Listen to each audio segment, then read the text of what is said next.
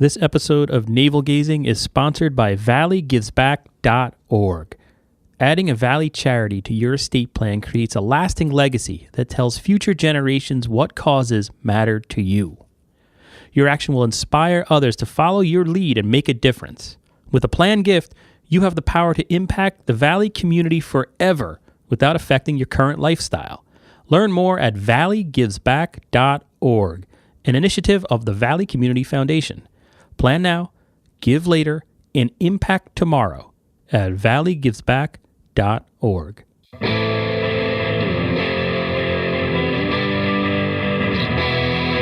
For hundreds of years we've brought you the news. For any info we gave you the clues. Owners' profits were always sky high. Changing market now threatens our lives. Post-literation, critical reading, dumbed down nation, signs have been breeding. TV sucking ideas from our head. Public discourse just about dead. We'll ride the dinosaur. Yeah, ride the dinosaur. Hey everybody, welcome to Navel Gazing, the Valley Indy's weekly talk show. My name is Eugene Driscoll. I'm of valleyindy.org, a nonprofit online newspaper covering a bunch of towns in the lower Naugatuck Valley of Connecticut. This episode, by the way, is brought to you by valleygivesback.org. Go check out that website. So today our guests are Derby Mayor Rich Dziekan and his Chief of Staff, Andrew Baklik. Welcome to the show, gentlemen. Good morning, Eugene. Good morning, Eugene. Thank you for having us. No problem. My pleasure. We're going to be talking Derby issues for the next 30 minutes or so. I put out a call for readers if they had any questions. And I hope it's something maybe we can do once a month or once every couple of months to talk to the people of Derby. I think this is a good way to communicate. It's more in-depth, and we just need people to listen a little more. No, absolutely. I mean, that's what our Facebook and our social media we've been doing. We've been actually reaching out to a lot more and getting a lot of responses back. So we're getting our message across, which is really good. Yeah, how do you find your page on Facebook? What is it? Just Mayor Rich Dziekan, I guess if you search that. Yes, we have the Mayor Rich Dziekan page, which we use, obviously, to communicate any happenings in town. So far, obviously, we've had some snow issues and things like that. So it's just another tool in addition to the city website that we've kind of been utilizing to get the message out to people, because nowadays it seems most people get their news from online. I know personally I get most of my news from Valley Indy, for instance. All right, we always like a plug. Nice little free plug there for Eugene. What are you running for mayor? No, not at all. Supporting this guy.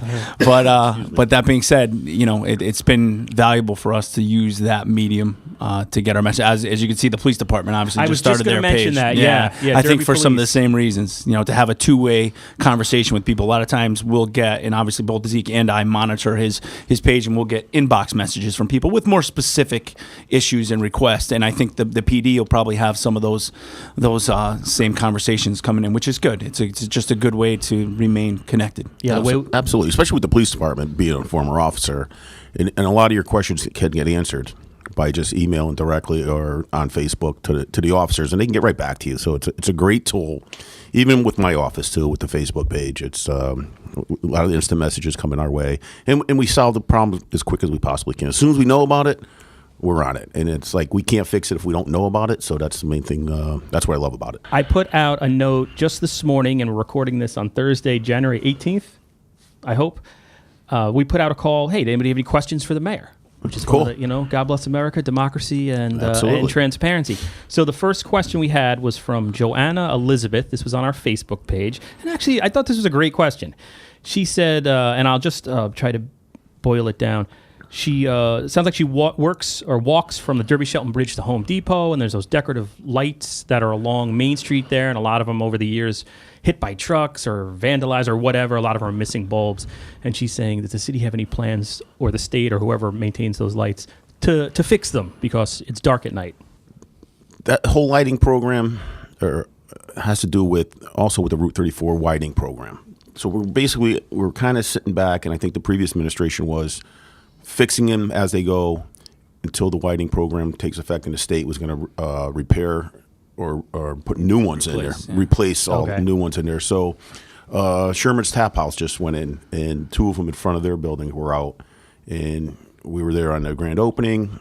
Sent the electrician over there to check on them and got those 2 working. So, like, this is what I'm talking about. I need to know what's going on. Sometimes I don't drive through her at night. Or you just don't notice. It's like one of those things. I don't know. I mean, I can't fix it if I don't know. So I'm getting a hold of Public Works Director, and we'll be sending out the electrician to see if there's something that we could possibly do. And safety is a big issue. That's being an officer. Like I said, I'm going to say that a lot. I'm always safety, and we need to get some lights out there for our residents to walk. It does make, and the new LED light. I think they're LED lights. Yes. Those went out. Like, I live on Hawthorne Avenue, towards kind of Nutmeg Avenue, and those are so much better than the old lights. So you like them, yeah. You can look out and see what's going on. Because we get, I mean, that's a lot of people walking by all the time. And I've never had any kind of incidents. Nobody's burglarized my house. But it's good to see, you know. As you said that, I'm glad you brought that up, because we've had a couple of complaints on those lights that they're too bright. Like, some people's decks are right there. Yeah, I guess. But what we can do, and I'm glad you mentioned that, is that they have these filters or these shades that they can put on the light themselves to dim them a little bit. So if anybody or any of your listeners are having an issue, all the aldermen know it, and they can just reach out to the alderman or reach out to my office, and we have a direct line to UI, and they'll go to that. I need the pole number, an address, and a pole number. The pole number is the best thing, and where the light is on, and then UI will go there, dim it for them. But dim it or divert the light to a different direction. It's not shining directly in your bedroom. Those types of things. But back to the lights on 34. When they did that, those things were very ornate. But unfortunately, due to car accidents, some other things, they've been affected. And I guess it's a busy road. It's a very busy road, obviously. But the lights themselves, the bulbs themselves, I guess, are super expensive and are also out of date. And now they were getting these all LEDs that are green and efficient. For us to replace those bulbs at, hypothetically, I'm just throwing a number out there, $300-400 a pop, and then they're bulbs that either burn out or are no good or are, it's cost prohibitive for us when we look at the 34 widening project. We're hoping to be happening at the beginning of 2019.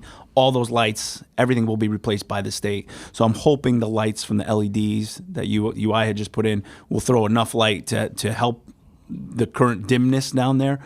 But like the mayor said, if we realize, I will walk down there tonight. We'll take a look, and if we realize that it's really a dangerous situation for people, they don't feel safe, then maybe there's a couple of them in key areas where we need to look into replacing the bulbs. For sure. And I should just mention, if you go to derbyct.gov, that's the City of Derby's official website.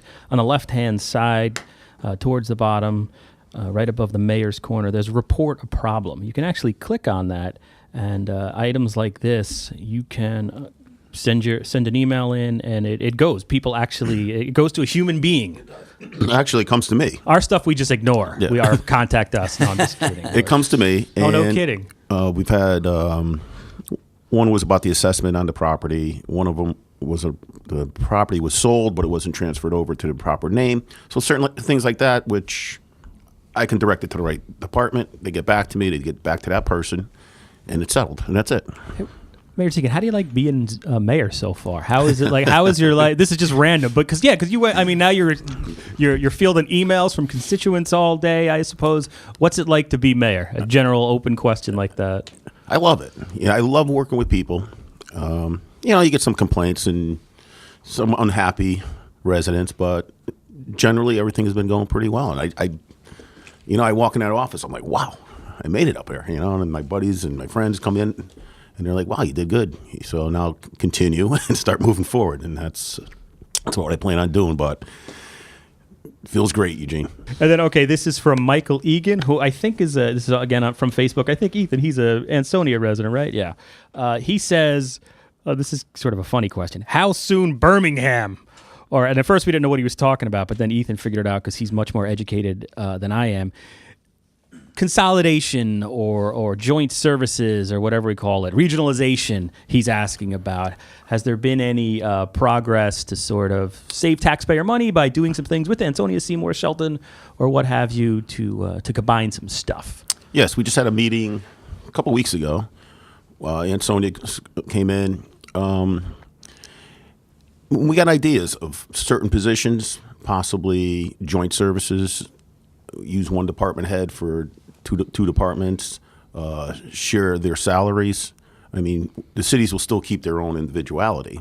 I mean, we're not going to go to a different name or incorporate into a different name, but we're still going to be Derby. They're still going to be Ansonia. But if there's a way to save people money, I mean, if we don't need two people doing the same job, one person can do both jobs, or you're going to assist it on both sides, I think it makes sense.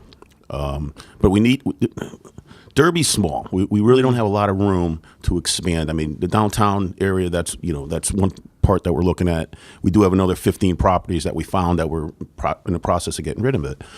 But we need to do more for our residents. And I think if we can consolidate a couple positions and get it going that way, I think it's a great thing. That's an interesting point you bring up about, I mean, Derby is fully developed. I mean, I think people, when we talk about the downtown redevelopment project, yeah, it's been going on a long time. It's a long time coming. But even if that's built, even if we get 16 Apple stores and Bill Gates moves in there, there's only so much that does to the mill rate and to revenue.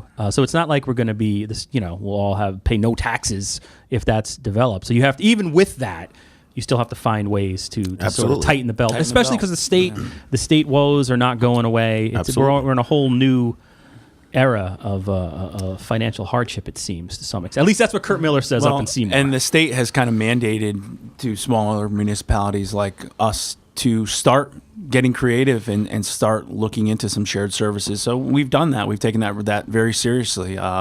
We had a meeting with Representative Linda Gentile in Ansonia. Probably the first week we were in City Hall to talk about these things, because fiscal year 2019 does not look good for the state as a whole. So what can we do on our end to kind of, again, tighten the belt, trim the fat, whatever you want to say. And we're considering all those things. We're taking meetings with Ansonia, with Seymour, with Shelton, with anybody around us who, if we have something good that they can utilize and they have something good that we can utilize, we're on board with any and all of the above ideas. And I saw a comment somewhere on our page from Tom Linetti, who said, "Hey, what if we close the sewer plant in Derby, move that thing to Ansonia, tear that down, put some condos, restaurants in that area?" There are talks among the two WPCAs. I know that there's a study going on. What's the status of that study about whether to? Well, what can we do with the two? That PCAs? Study is part of a study with 5 municipalities up and down the Naugatuck River. Basically, Derby's the last stop on that line. We're at the confluence of the two rivers. So we don't know what that study is going to say. It's not going to be done for another year, 18 months. I'm not sure about the exact timetable. But right now, for us to say pump our sewage to Ansonia is cost prohibitive, and we certainly don't have the money to do it. If this study comes back and says that it's best for the 5 communities along the Naugatuck River for Derby to be kind of the hub and then pump to Ansonia, then maybe the state picks up that bill and great grand wonderful.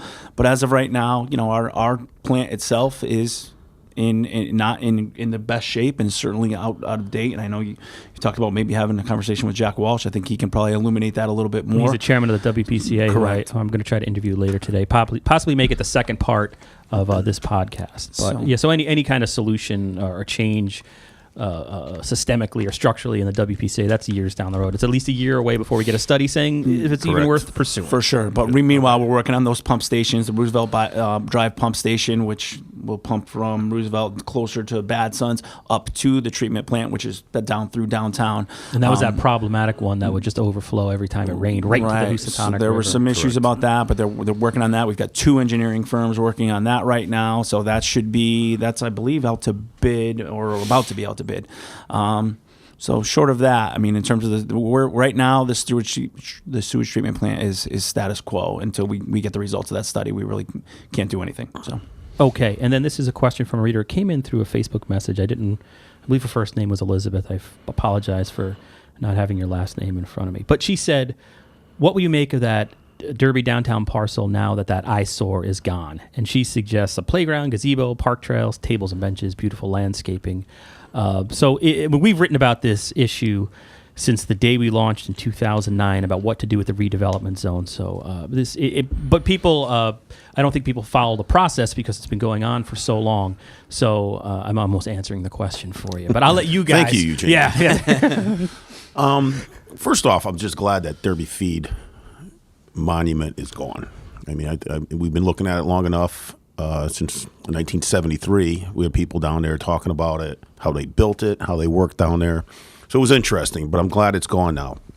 And the next step now is the levee system down there. We have to bring it back up to a satisfactory condition. Right now, it's unsatisfactory. So let me just jump in because I get confused because I'm a moron. But No, you're all right, so and just for our readers, we're talking about the redevelopment zone. It stretches essentially. It's on the south side of Main Street between Route 34 in Derby and the Housatonic River. It stretches from the Derby Shelton Bridge all the way down to the former Life Touch property, essentially. And then within that, the mayor's talking about just the other day off Caroline Street at the former Derby Feed property, which is now owned by the city as a result of an out-of-court settlement. They tore down this old silo, which was about 4 stories high. And there is a plan in place that was put together over the last couple of years, prior administration and citizen input. But one thing that you're now doing is talking to the Army Corps of Engineers because there's a levee system right there. Right alongside the Housatonic River. Okay. Right there. So over the past 30 years, maintenance was supposed to be maintained on it, and the ball was dropped. So that was then. Now we have a study coming up to get us in good graces with the Army Corps because they don't want us to fail. They know we want to do something there. So if we can bring it back up to where it's supposed to be, we could start moving on with our mapping and start getting those parcels that we own down there and get the developers to come in here and look at it and see what they want to build. So baby steps we got to do. So we got that silo down. It was in the way, but it's out. So the levee system next. Once we get that mapping, parceling, getting the people in here to look at it and see what they want to build. And then in the meantime, the widening project for Route 34 is in the process, plus the Derby Shelton Bridge. So it's going to be a one smooth, flowing pedestrian traffic coming in. That's what we want to turn downtown Derby into. And do you know, because I think that thing fell down, and it was great video. Thank you for supplying the Valley Indy video, because it fell down so fast, I was still spinning to get online. So our video, what live, the thing had already fallen. We pranked 14,000 people, it looked like. But I think people were like, there must be something coming right away. But it's a really complicated, you just hear of all the things you just wrapped. This is there's a lot. There's a lot. The levee system with bringing the Army Corps of Engineers in, it sounds like they're saying, all right, hey, you got this plan, but hold on a second. You've got to make repairs to the levees, or are they? And how long is it going to take for them to do whatever they have to do? So to be honest, we have that DPZ U-shaped plan, which has been floated for the last few years and has kind of morphed into a couple different versions of, and has kind of worked in conjunction with, and sometimes in opposition with, the 34 widening project. And for what we're finding out basically is, if you were to take that U-shaped plan, that DPZ plan that a lot of money was paid for, and drop it on a flat surface, on a monopoly board, it is a great plan. Unfortunately, that's not what exists down there. We have engineering issues, we have slope issues, we have issues with the levee that are prohibitive from us moving forward with that plan in its current state. It's a great plan again, if we just were to drop it in the middle of a parking lot, but that's not, the topography down there does not allow for some of the things that plan called for. And until we remediate the issues with the levee, which mostly have to do with curtain drains and different things inside that may be in great shape, but we need an engineering firm to look at it, tell us what needs to be done, then work with our public works department to actually do the legwork to make sure it's in 100% working and it's acceptable. It's got an acceptable rating per the Army Corps of Engineers. Now, the funny thing is, per FEMA, we are 10 feet above the floodplain. That area essentially will never flood. The flood of 55, we're 10 feet above where that was, and that was such an aberration. So we're good from a flooding perspective and all that stuff, but just the guts of that levee and the drainage system inside, internal stuff, no one's looked at in 30 years because, frankly, nothing's been done down there. So we just kept passing it off. And also, we don't know how close to the levee we can build. Right. So there's so many unknowns down there. Once we get this, then you present it to these people and be like, this is what you could build here. This is the potential size of these lots and stuff. I mean, I'm hoping we can go as close as we can to the levee, but we won't know until the Army Corps tells us. Have they given any indication, the Army Corps of Engineers, as to when they'll complete their review and you'll know? We have our punch list of what needs to be done. Okay. So we're in the process of presenting that to the Board of Aldermen to get the approvals to move forward with the study and fix these problems that we have there. Yes. And that's going to. Is there any federal funds or grant money available to pay for that stuff? Is it all being borne by the city? We will look into all the above. At this point, the Army Corps of Engineers is the federal government. They're requiring this, so I don't think they're going to pay us to meet their requirement. But at the same time, what we do realize is they are. Although that's where like the money from 34 is eventually correct. Expansions. Correct. So, but the point is, if they see us putting in an effort on again something that's been ignored for 30 years, and we show them that that's important to us and that this development is important to us, then they may jog along the process in their own way. We don't have direct contact with the Army Corps. We work with our engineering firm, who will then present the work that needs to be done, and then that will hopefully satisfy the Army Corps, and then we contact them. And what the engineering firm said too, that they are happy that we are progressing towards getting this stuff done. So they're not going to push us back and say, no, you can't. No, they're glad we're doing this, and they're actually going to walk us through this. So the Army Corps is, they're there for us, so which is good.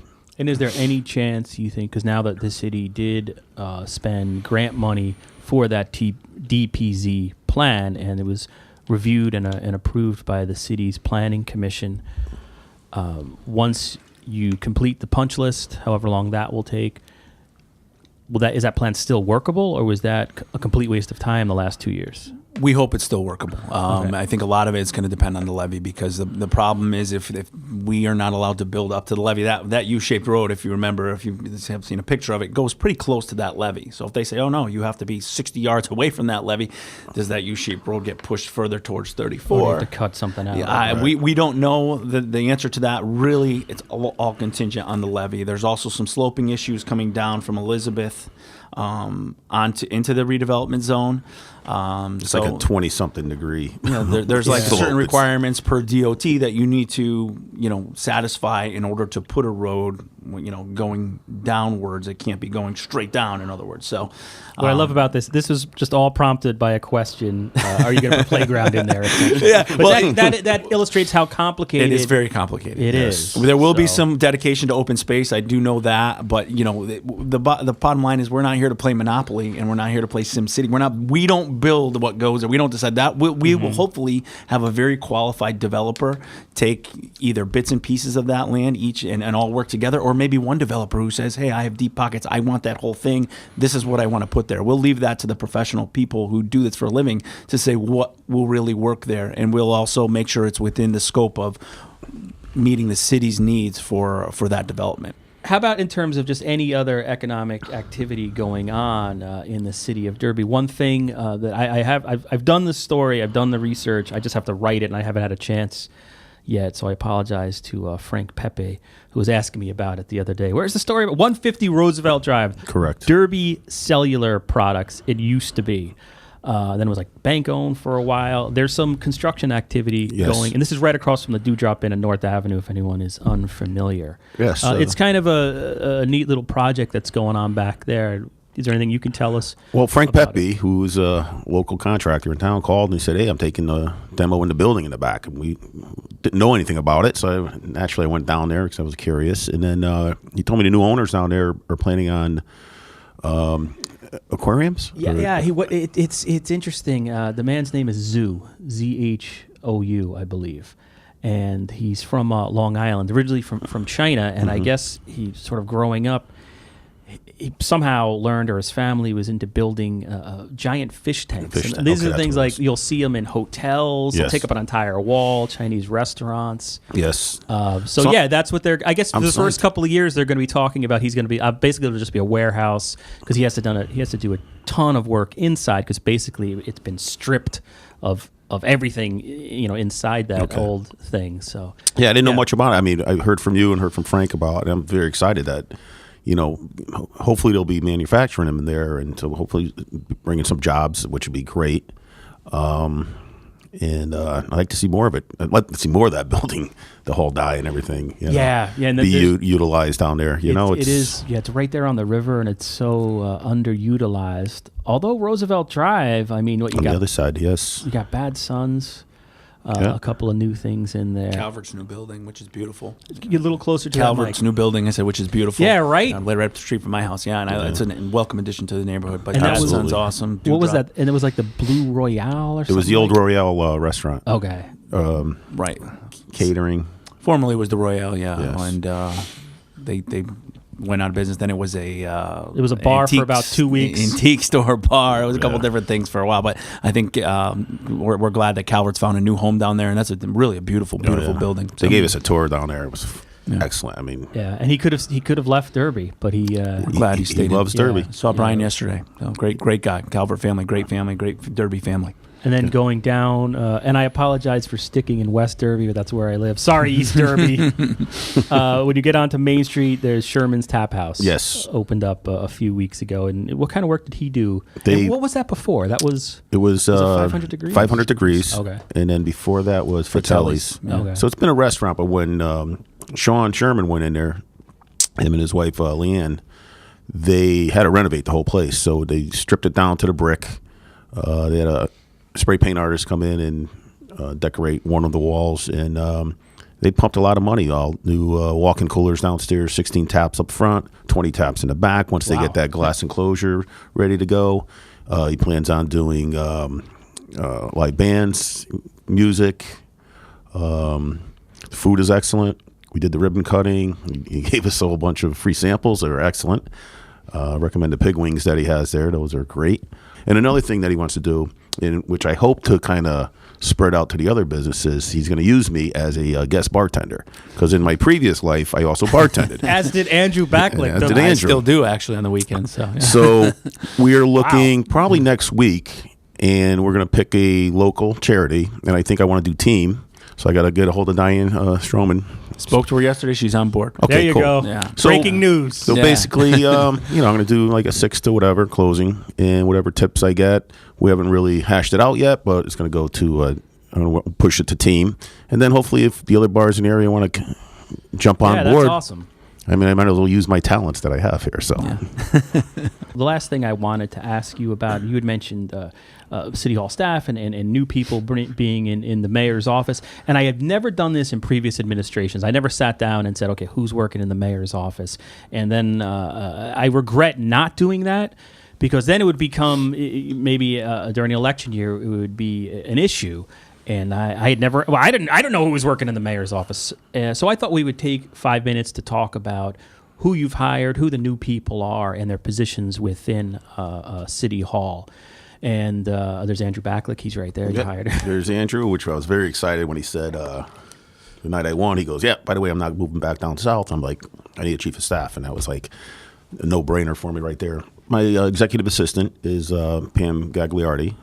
She came over from Seymour, from the school systems over there. She's first couple days were hectic in there, and now we settled right in, and what a great asset she is. She's managing my calendar and getting me onto my appointments. And that's the first person you see when you walk in your office. She's the first line when people come in and stop by. As a matter of fact, I got her going February 16th, I think, for a CCM, which is Connecticut Conference of Municipalities. They have they have a session going for customer care.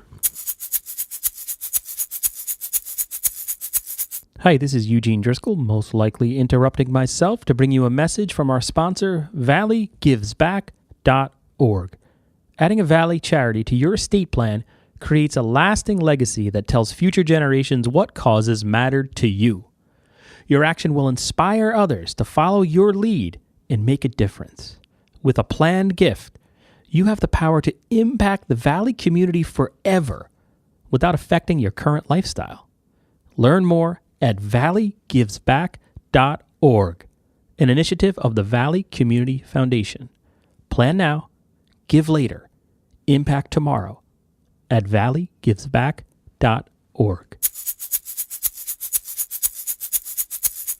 We have Carmen DeCenzo. All right, yeah, Carmen DeCenzo. He's working downstairs in the building. I know where I've seen his desk. We actually pulled. You moved him. Carmen's in the mayor's suite now, Okay. just because we wanted to have his own office and his own space, and he was working in conjunction with Lindy Giovanni while she was with us. She is no longer with us. She took a job with Luke's DeCarlo and Dahl, which is a local engineering firm. But that process, we took some heat for, number one, bringing on Carmen because, he's a Democrat. He ran against you. How could you? We always said we didn't care. We want Derby people. The people are dedicated to Derby. And Carmen, exemplifies that. Now, Lynn, who was actually, Mayor Dugato's sister-in-law, had been doing a lot of work behind the scenes, was not an employee of the city, but was an asset. And we recognized that when we came in. And the knowledge that she had about the DPZ plan, about 34 widening, the relationships that she forged with some of the people on the state and federal level, those things were all valuable for us in the transition. So, we didn't really know what the transition was going to look like, but having somebody like that who was a part of the previous administration be able to usher the mayor, Carmen, and myself into some of those meetings and introduce, that was invaluable. So, and it says something, I think, about, I don't know Lynn DiGiovanni, we've emailed, but it says something about her character, and I guess the character of the extended Degato family, that she didn't, I would have walked right out. See you, Mayor. Good luck. She was happy to get, was happy to get paid for something. I think she'd been working for free for 2 years, trust me. Or more longer, 4 years. She was happy that we were able to compensate her for her time, and she wants to see this project move forward, and she wants to see Derby develop the way that we all want to see it develop. So, that she had skin in the game, I guess, and it was valuable to have her around. And then your other big hire was DPW. Yeah, Department of Public Works. Public Works. Ed Armino. He's a retired sergeant from Hamden. And was he your supervisor? He was my supervisor for about 17 years. So. Oh, wow. Okay. And I worked with him hand in hand. We're both reconstructionists for accidents. We did fatals, serious motor vehicle accidents. So he knows how to do investigations and look at things in a different way that some people can't. And that's management experience. Management, supervisor. He managed the whole fleet for the department. Hamden has about 72 vehicles. So buying them, selling them, setting them up. Did the budgets that he had to take care of for that section of the department. So he comes with a lot of experience, and his management skills is which really I appreciated on him. And like I said, working with him, I know what I was getting 100%. And he was grateful to come here, and he got thrown right into the soup. 3 days into it, he had a blizzard. Yeah, big snowstorm right off the bat. And the foreman there, Mike Pishkineri, they work hand in hand together. So I think I got a great team in the rest of the Public Works Department down there, all great guys and girls. And I know all of them, basically most of them personally. They're great people. They're doing a great job for the city of Derby. And these last few snowstorms, they're out there a lot of hours. And Eugene, they come by your house. Hawthorne Avenue is the best. Everybody, you buy a house there because it's always clear. Yeah. It's just a main road. But and then who else did I brought in? Jim Petrino as the fire commissioner. Derby guy, lieutenant colonel in the Army, retired helicopter pilot, former police officer, works at Sikorsky's now.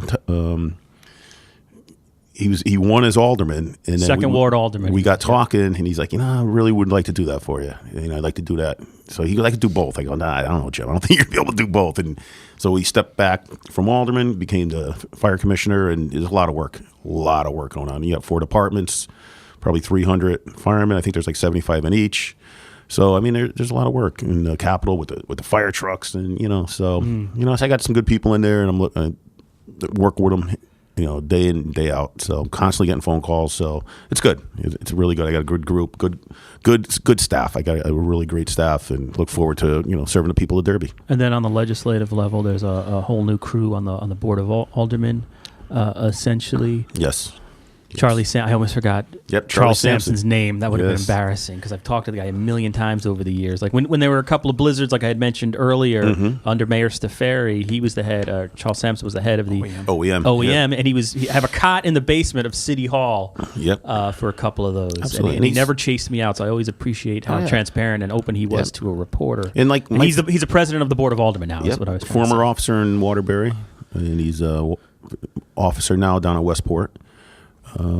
He jumped in with both feet on the president of Alderman, and he's doing a great job. He's researching a lot, finding a lot of things out for us.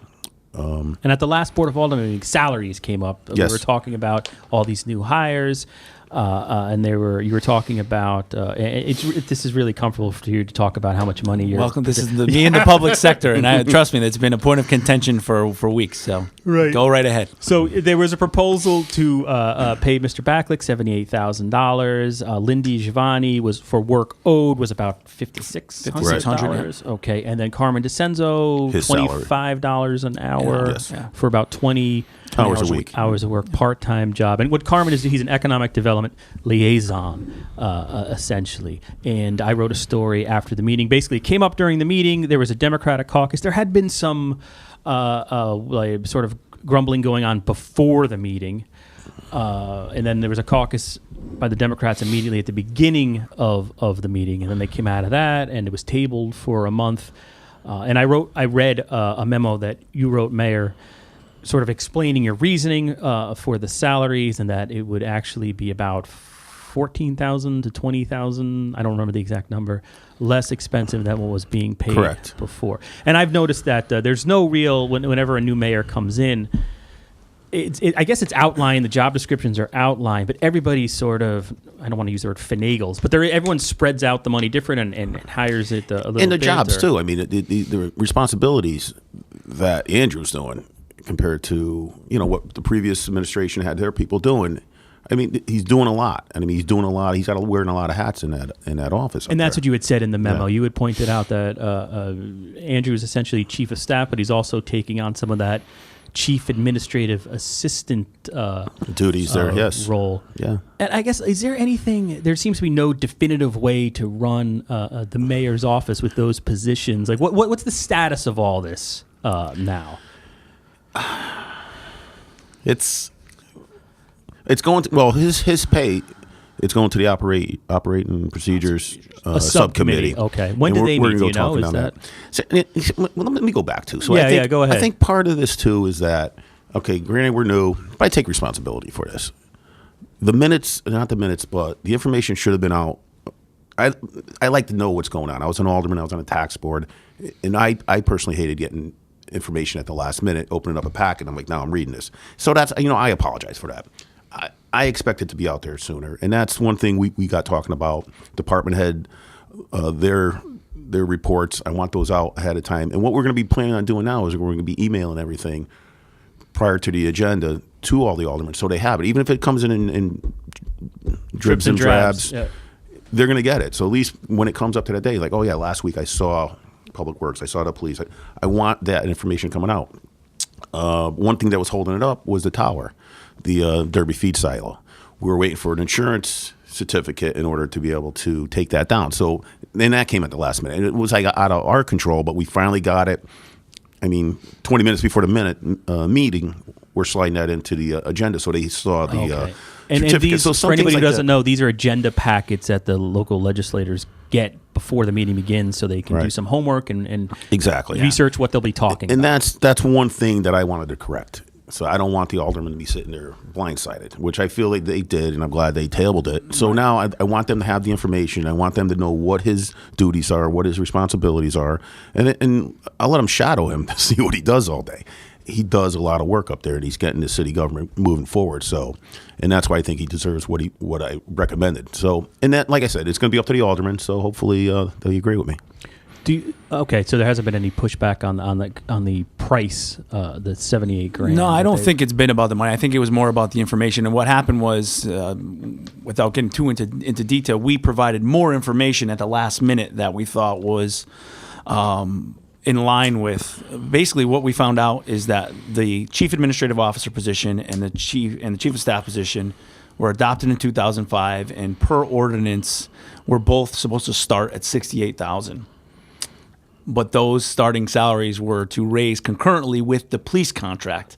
If a police officer gets a raise, the administrator in the city hall gets a raise, there's a bunch of those in Durham. Right. So if you go from 2005 to now, non-union jobs are connected to union contracts, which is strange. It's strange. We have a lot of that stuff we're ironing out. We have union negotiations this year with all the departments, and we're chasing down and realizing, why is this connected to this? There's some really, really strange arrangements. But that being said, those two salaries now, if you were to technically follow the way that they're written, my starting salary would be $98,000, as would the chief administrative officer. So we're talking $196,000 combined for a job that right now Carmen DeCenzo and I are doing for a combined $104,000. So what the memo probably should have said was, we are saving the city $92,000. That would have maybe read better than all this. We put all this minutia in the packet at the last minute, and the alderman said, well, I never saw this before. But really, at the long and short of it was, that's what it said. So one thing is curious to me, and actually Leo Moscato, who used to be the head of the parking authority. Oh, no, he was the executive director. He was an employee of the city. He had pointed out on one of our things that, well, the mayor, Derby does have that strange thing where the mayor's part-time, which seems to be, it seems weird. It does. Because It really does. It's not it's not a full-time, it's not a part-time job anymore. Because who could raise a family and come to work? I don't know if you want to say this in front of two reporters. For a salary of $45,000. You don't have a house and cars and all that. Eugene throwing his hat in the ring. But it should it go up? It probably should, because you're basically just getting retired people coming in that are it severely able to limits there you go. It candidate limits. pool for mayor. It really from does. what I've heard. Do you think that's something the alderman would ever take up? And the other thing is, why 2 years? That's ridiculous too. I know, exactly. And I'm editorializing here. No, you're absolutely right. I'm already 6 weeks into this, and I'm like, wow. Like we have so much to do, and I'm like, the next election's around the corner. So and what Moscato was pointing out, you have this situation where essentially the mayor is paid less than his right-hand man or woman. Or look at, if you compare it to all the department heads in the city. Look at the director of public works, who the outgoing one was making more than 90. We have a lot of the PD. A lot of those guys are making with overtime well into the hundreds. Yeah. The town clerk, his salary, all the salaries are a lot higher than the mayor's. Some double the mayor's. The building official, like I get, and Chris LaRoque, who's a new member of the Derby Democratic Committee, also posted. Well, the median income in Derby is something like $50,000. Yeah. Is there a problem with the government paying so much better than the average guy or gal who lives on Park Avenue? For my money, and I saw that comment from Chris. I appreciate that, by the way, Chris. The point of that is, what are those numbers based on? They're based on how many people do we have that don't work? How many elderly people do we have that don't work? So those numbers are skewed. Look at, like I just said, the numbers within the city government and all the different department heads and different city officials. Although if you look at like the Irving School, there's a high poverty rate in Derby. You can't deny that. Correct. For sure, obviously, and I understand that. But the point is, if we're going to attract good people to do the work to make the quality of life better for everybody else, the people who are making $19,000 a year and raising a family with state assistance and everything else, we need to be able to have jobs in City Hall that pay well enough that are going to attract the best and brightest moving forward. And this is not just for me. I could be gone in 2 years. I could be gone in 2 years, just like an NFL running back. I have a very short career here. But the next person that comes in, I hope they can. Don't blow out your knee. I'm trying not to blow out my knee in City Hall, going up and down the stairs 100 times a day. But that being said, Rich wants this city to move forward. If we're not sitting here in 2 years and you're interviewing two other guys, we hope, or guys or girls, we hope those people are giving the effort that we're giving right now. And if the money is there, you're going to attract better, more qualified people. So, do you expect opposition? I mean, one thing at that alderman meeting, it wasn't like anybody got. I mean, there was some rumbling that it was discussed in front of me. It wasn't on the record, and then during the meeting, no one said, that's too much for the chief of staff position. Do you anticipate any? Obviously, this is the first hurdle you're encountering. Right. As I think the new administration. it goes back to communication. And like I said, I take responsibility for that. And if you notice, Charlie Sampson made the motion. He was to the table one who's a Republican, a fellow Republican. Yeah, and we're going to correct that, and we're going to talk about it. Communication, transparency. I want to talk about this. What is it that you don't understand? Let us explain it to you, and then let's come to a happy median. Because, like I said, he does a lot of work in there, and he's very, very efficient on what he does. And he took on a lot of responsibility in that place. He's constantly running around, so he's doing a lot, and I think he should be compensated for it. Okay, I'm out there too. I'm running around. I'm comfortable with what I'm getting paid. That's what it's in the charter or the ordinance, whatever it is. But I'm comfortable with it. It's my lifestyle. So. we just want to get Derby forward. I want to just continue the open communication with the alderman. And like I said, I think that's the main key. Once they get all the information they need, it's going to go a little bit smoother. We're not going to agree on everything. I understand that. But if you have the information in front of you, you'll be able to come up with a better informed decision. So. All right. I don't have any additional questions. Is there anything else that perhaps you two wanted to bring up or touch upon before we call it a day at Valley Navel Gazing, our podcast? And you can find us on Twitter at Valley Indy, Facebook.com, Valley Independent Sentinel, and YouTube, and wherever else you have an internet connection. Well, I'm gonna keep telling you when I'm gonna. Hopefully, this takes off with this guest bartending, and hopefully, I can bring Drew in with me. And like I said, a good way to raise some funds for charity and stuff. And like Mark, the town clerk, he collects food for St. Vincent de Paul. St. Vincent de Paul's and stuff like that. So I'd like to do my part in doing some more. I do a lot with the veterans and stuff, but I think I'd like to do something with the city. And I think this would be a good way to promote our local businesses.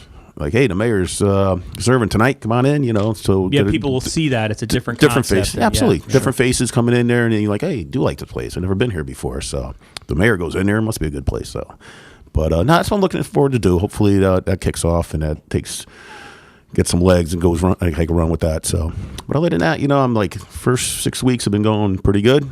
We're getting a grasp on certain things, and I'm looking forward to the future here. And the mayor's suite is always open. I think we want to make sure that people know that. If you have a question, if you have a problem, obviously the first person you're going to see is Pam. And then if it needs my attention and then eventually Rich's attention, we will give you that attention. And I think we have done that for the first 6 weeks to concerned residents. And I think everybody's been pretty happy that's crossed our path so far.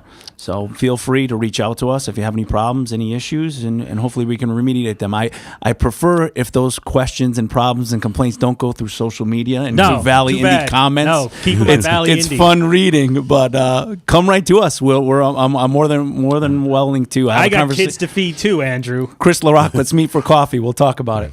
So I want to say thank you, Mayor Dziekan, for coming on, and maybe we can do this in another month or another 2 months, wherever it fits into your schedule. Let us know, Eugene. I really appreciate this. I like to get my my voice out there and my vision, what I want to do. So thank you. I appreciate that. And Mr. Baklik, thank you so much for coming on and for being open from the first time we emailed. So I do appreciate that as well. Thank you.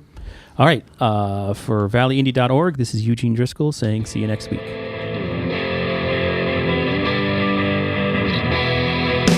Hundreds of years we've brought you the news. Printed the info, we gave you the clues. Owners' profits were always sky high. Changing market now threatens our lives.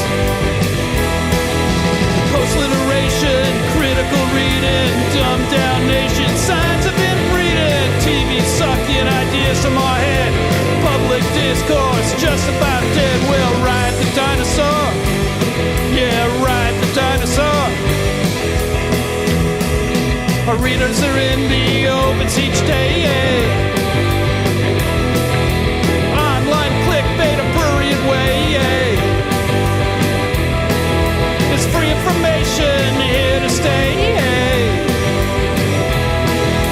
Not even hookers give it away. Advertising, metastasizing, newsroom shrinking, constant attrition. We'll ride the dinosaur. We'll ride the dinosaur.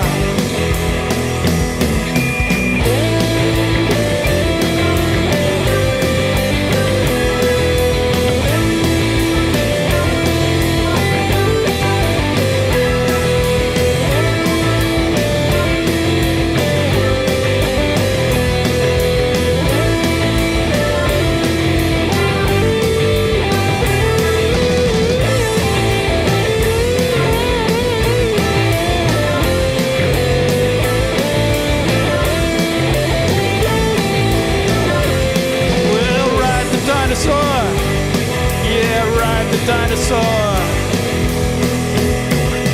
Deadlines, bylines, pictures too.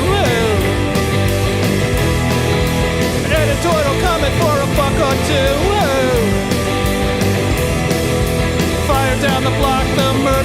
stove. And now we wonder what it's all for. Social media coming free to you, funny pages, the mayor's wages, criminal scenes, corruption schemes, ink state wretches asking tough questions. Well, ride the dinosaur. Yeah, ride the dinosaur. The presses are running all through the night.